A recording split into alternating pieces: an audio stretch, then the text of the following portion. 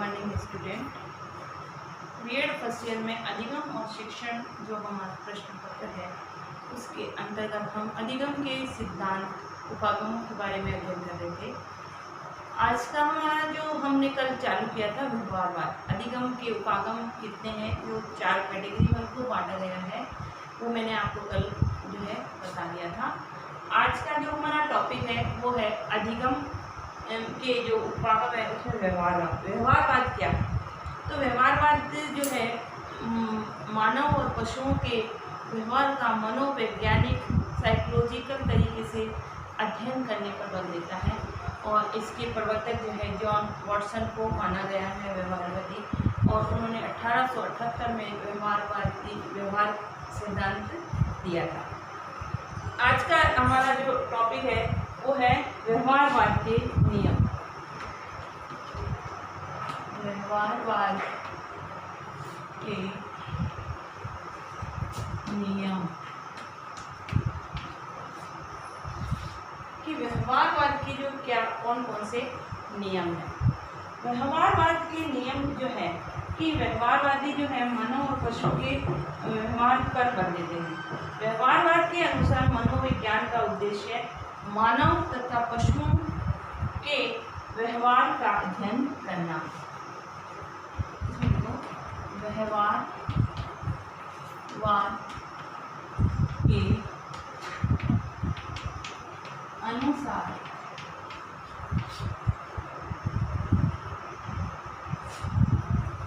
मनोविज्ञान का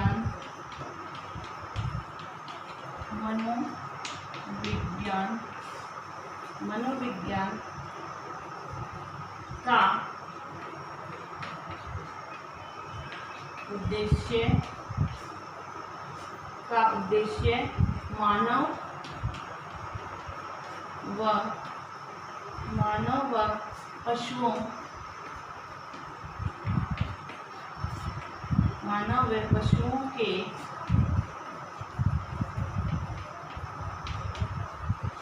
व्यवहार का अध्ययन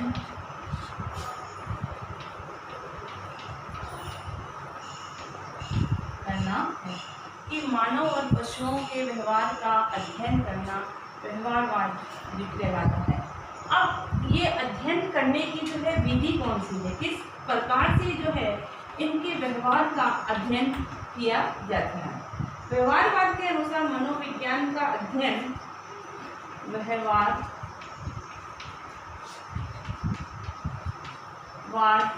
के अनुसार मानव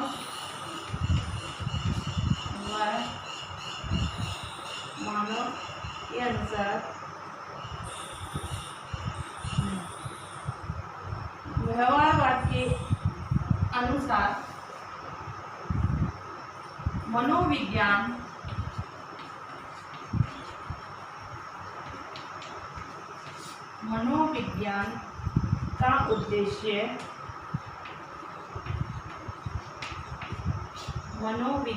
का उद्देश्य मानव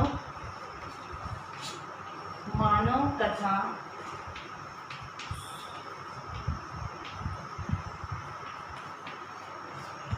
पशुओं के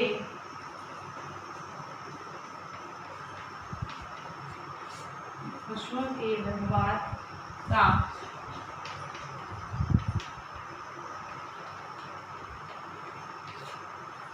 अध्ययन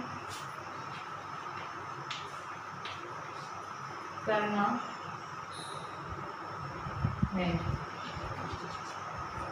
कि मानव और पशुओं के व्यवहार का अध्ययन करना है, इसीलिए उन्होंने जो है पशुओं के ऊपर इस जो है अपना प्रयोग किया था कि किस प्रकार से हम एक अधिगम होता है।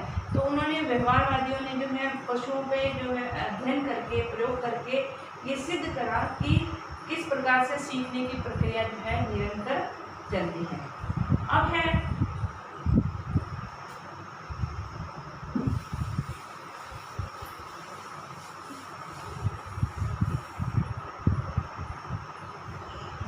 इसमें है विधि कि जो इसकी विधि। तीसरा है प्रत्यय विस्तार, विषय वस्तु। मनोविज्ञान में जो है उद्दीपक अनुक्रिया, शिक्षण एवं आदत आदि प्रत्ययों का प्रयोग करना है। संवेदना, संदेश आदि प्रत्ययों के समाप्त करना होगा, क्योंकि इनका संबंध व्यवहार से नहीं होता है। इमोशंस जो होते हैं, इमोशंस का जो संबंध सीखने से नहीं है, वो भावनाएं कहलाती हैं। अब है थॉर्नडाइक का अधिगम सिद्धांत। इसमें जो अधिगम का थॉर्नडाइक का सिद्धांत है, व्यवहारवादी जो है वो, उसका अधिगम सिद्धांत क्या है?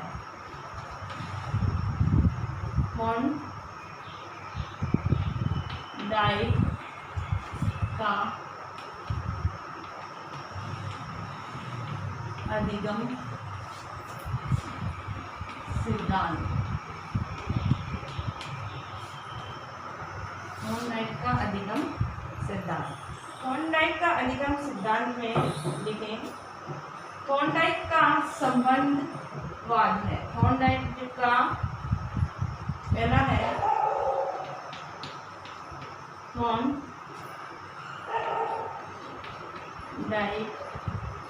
का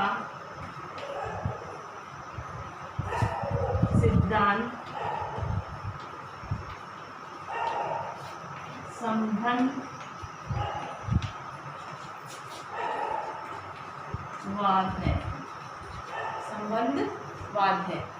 दूसरा है उद्दीपन अनुक्रिया या प्रतिक्रिया का सिद्धांत है। यह है उद्दीपन अनुक्रिया या प्रतिक्रिया का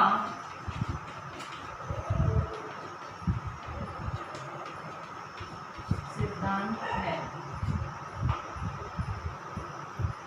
तीसरा है सीखने का संबंध है। तीसरा लिखिए प्रयास एवं त्रुटि का, यह है प्रयास एवं त्रुटि का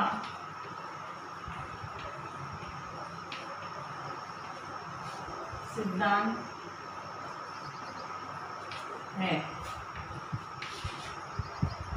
चौथा है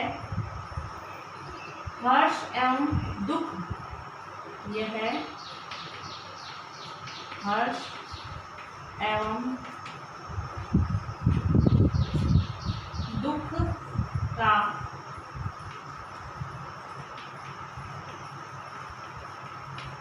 सिद्धांत है। अब थॉर्नडाइक जो थे इसके व्यवहारवादी, उन्होंने प्रयोग द्वारा जो है सिद्ध करने का प्रयास किया।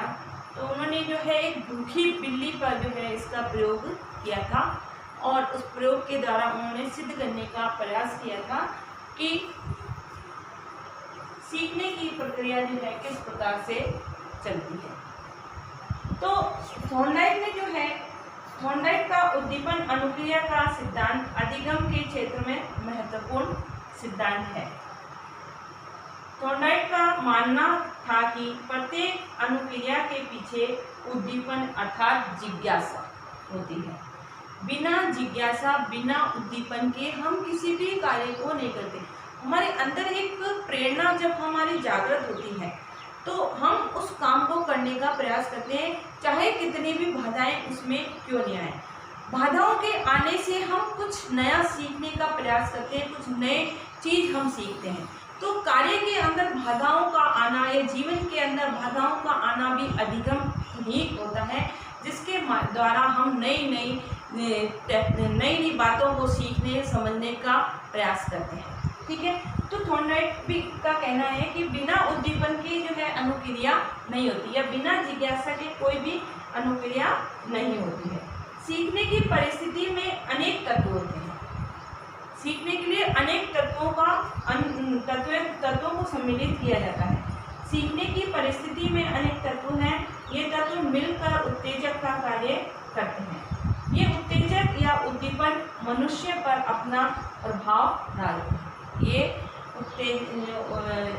उद्दीपन या जो उत्तेजना है, ये मनुष्य के व्यवहार पर, सीखने पर प्रभाव डालते हैं, जिसके द्वारा वो सीखने की कोशिश करता है, जिसके परिणाम स्वरूप वो सीखने की कोशिश करता है और सीखने के बाद जो है अपने काम को अधिक से अधिक सीखते हुए करने का प्रयास करता है।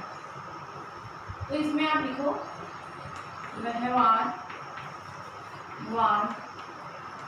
से आप या समझते हैं। साथ ही घर में रहिए, सुरक्षित रहिए। जब बाहर निकले मास्क लगाकर निकलें।